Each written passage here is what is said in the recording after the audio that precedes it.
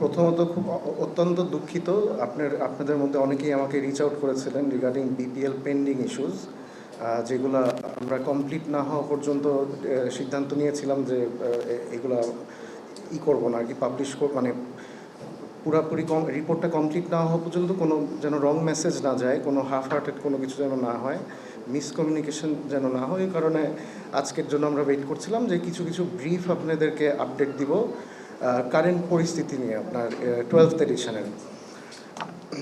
আপনারা জানেন আমি আপনার গতবারের 11th এডিশনের বিসিবিতে ছিলাম, মানে ডিরেক্টর ছিলাম।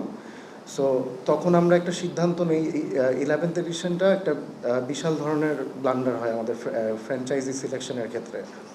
তো 12th এডিশনে আমরা কিছু নীতিগত সিদ্ধান্ত নেই যে ইওআই মানে আমরা কমপ্লাই মানে করতেই হবে। যেমন কয়েকটা আমাদের আলোচনা ছিল, যেমন আপনার ব্যাংক গ্যারান্টি ম্যান্ডেটরি, আপনার 1000 কোটি টাকার টার্নওভার থাকতে হবে যারা যারা অ্যাপ্লাই করবে, তাদের প্রোফাইলে আমরা এগুলো চেক করে যে স্পেসিফিকেশনগুলো দেওয়া আছে এগুলো চেক করে আমরা একটা টিমকে করবো আর কি, টিম ফ্র্যাঞ্চাইজি অ্যাওয়ার্ড করব। সো এই এডিশনে যেটা হয়েছে, ফার্স্ট অফ অল আমাদের ইন্টিগ্রিটি ডিপার্টমেন্টের অ্যালেক্স মার্শাল আমাদেরকে জানিয়েছে এলওআইয়ের আগে 2 জন ব্যক্তির ব্যাপারে বলা হয়েছিল ইন্টিগ্রিটি ইস্যু আছে, তাদেরকে যেন টিম না দেওয়া হয়, ফ্র্যাঞ্চাইজি যেন না দেওয়া হয়। তো এটা তখনকার গভর্নিং কাউন্সিলের কয়েকজন নাকি খুব ইনসিস্ট করে একজনকে বাধ্য করেছে কন্টিনিউ করতে, টিম অ্যাওয়ার্ড করতে, এবং আরেকজনের ক্ষেত্রে একটু লিনিয়েন্সি শো করে ওই ব্যক্তি নিজে না থেকে ওই ব্যক্তি পিছনে থেকে আরেকজনকে সামনে দিয়ে দিয়েছে। এটা কিন্তু এলওআইয়ের আগে।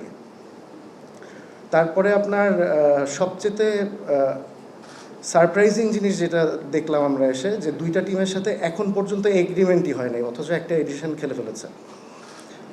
টিমের কি নাম? আচ্ছা, তো স্পেসিফিক্যালি নাম না বলি।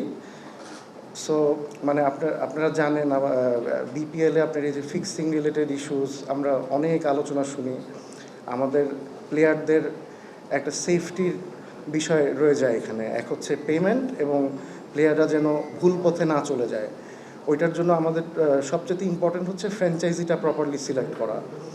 তো মানে আমরা প্রিভিয়াসলি যেটা সিদ্ধান্ত নিয়েছিলাম ওইটা কোনো কিছুই কমপ্লাই করা হয় নাই। আর একটা তো দেখলেন আপনারা,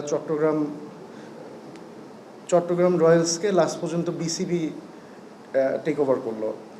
তো মানে এই ধরনের ভুল সিদ্ধান্ত নিয়ে বিসিবি যে ক্ষতিগ্রস্ত হচ্ছে, বিসিবির এই টিমটার পিছেই আপনার 5.5 কোটি টাকা বেয়ার করতে হয়েছে।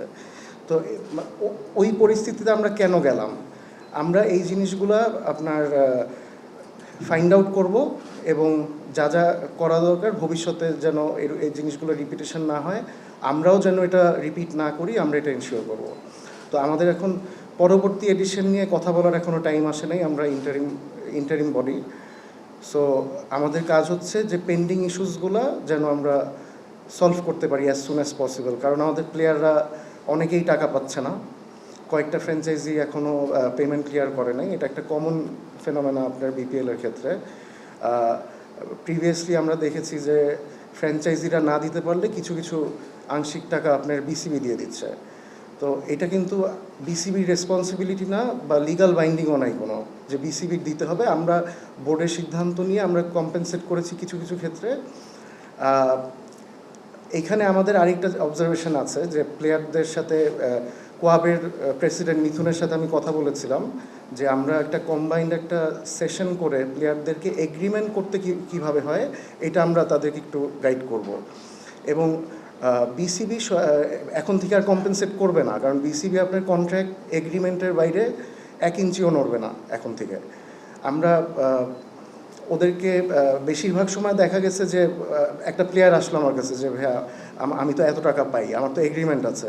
তো এগ্রিমেন্টটা হয়তো লেটার হেডে, স্ট্যাম্প পেপারে না।